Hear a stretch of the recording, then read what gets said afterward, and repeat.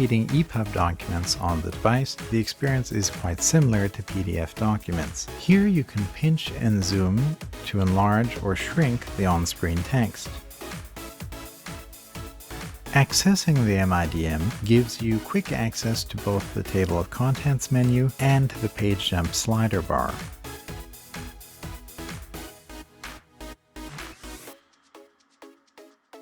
Tapping on Settings, you get 3 preset spacing options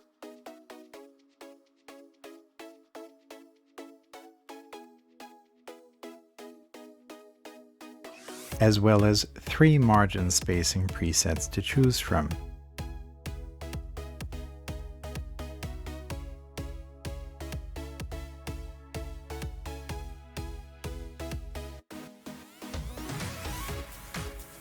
You also get a slider bar to control the font size on the page. This goes from a minimum of 6-point font to 40-point font. As well as the option to toggle hyphenations on or off. To the right of these options is the font selection menu, with a stock choice of 16 types of font, with some of these having italic and bold font face options.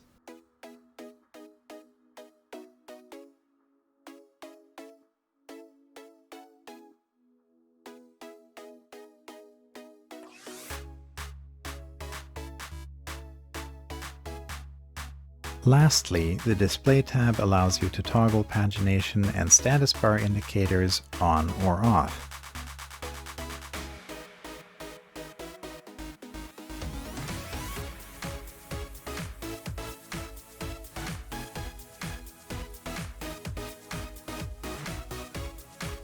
Note options when viewing EPUBs are the same as on PDF documents, so I won't go into that again. However, I feel the need to mention that if you're someone who's planning to use the pencil tool to, say, highlight something specific on an EPUB document, you may not want to vary the font size or word crowding on the page. That's because the pencil tool itself doesn't seem to actually scale with page location information intact.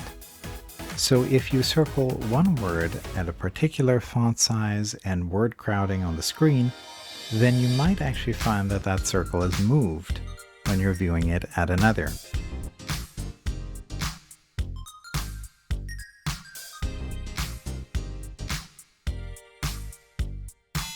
Frankly, this takes down the Inkpad X's note-taking ability, in EPUBs at least, down to the realm of a gimmick. If you want to note the location of something in a document, you generally want that marker to stay put so you can actually find it later. In the words of the immortal detective Columbo, just one more thing. See anything wrong here? What about here? If Pocketbook is going to include great classics of English literature, and it's certainly appreciated, they may want to be a bit more careful about getting the authors' names right. It would leave a better impression on Pocketbook's customers, and frankly just seem a little less like amateur hour.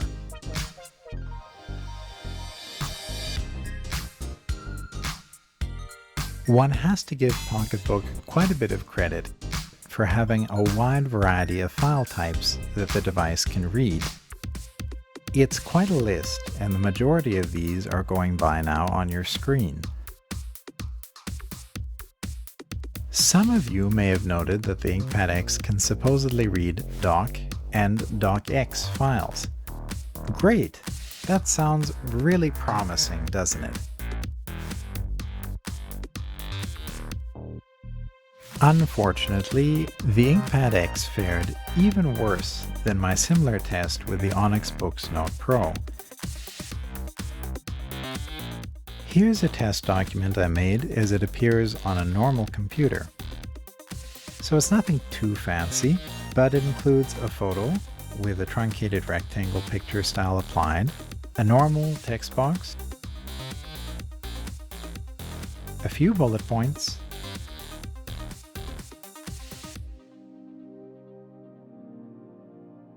normal picture with no picture style applied,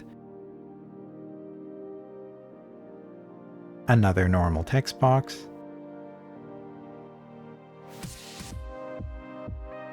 a small table,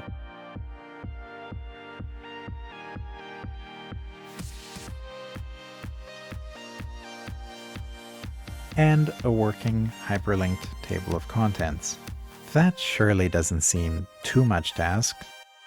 And here's how that very same Microsoft Word document appears when you put it on the Inkpad X. That's to say, pretty bad. All sense of formatting is just totally out the window. All images seem to have been removed from the document entirely.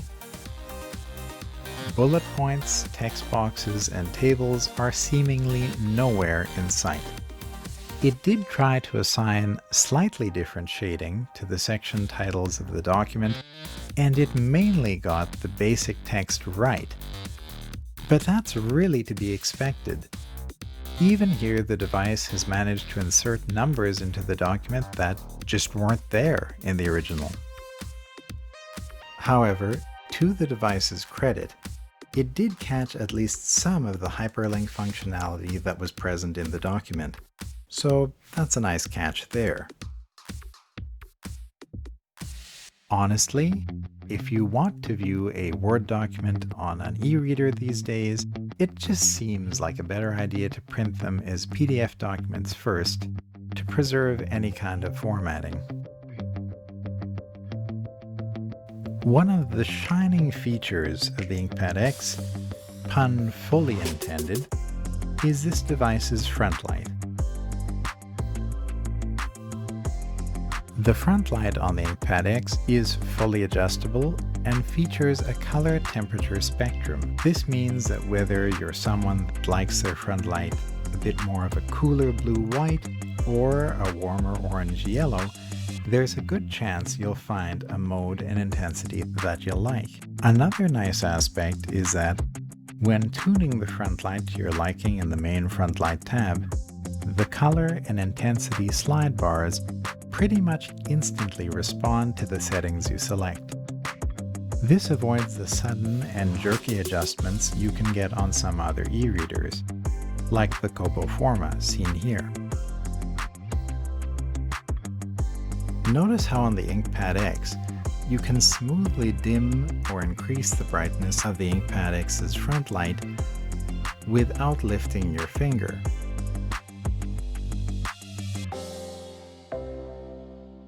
On the Kobo Forma, the device doesn't actually respond to the setting you select until you lift your finger up from the screen. Either way is fine, but I think the Inkpad X's version is just easier to work with and gives the user more of an idea of where they're at and is less jarring overall. Screen lighting is totally even across all areas of the Inkpad X's screen, with no dark spots or shaded regions which plague certain other e-readers. Another nice feature is the ability to adjust the Frontlight in document by swiping your fingers along the sides of the device. However, this can be a bit tricky at times, and occasionally the device thinks you actually want to turn the page. Pocketbook could use to improve the reliability of this feature, as it is really great when it works. Pulse width modulation, or PWM, in Frontlight LEDs sometimes results in certain Frontlights having a kind of flickering effect that some users find disturbing and claim can cause eye strain. Thankfully, the Inkpad X hasn't shown any signs of PWM flicker so far. This footage was filmed at 240 frames per second, and the Inkpad X was filmed alongside the Kobo Forma for comparison.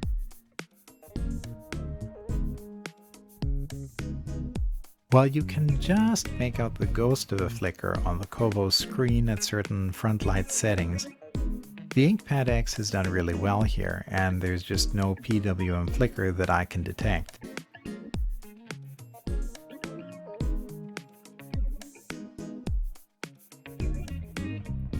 On this aspect, I say, Pocketbook, well done.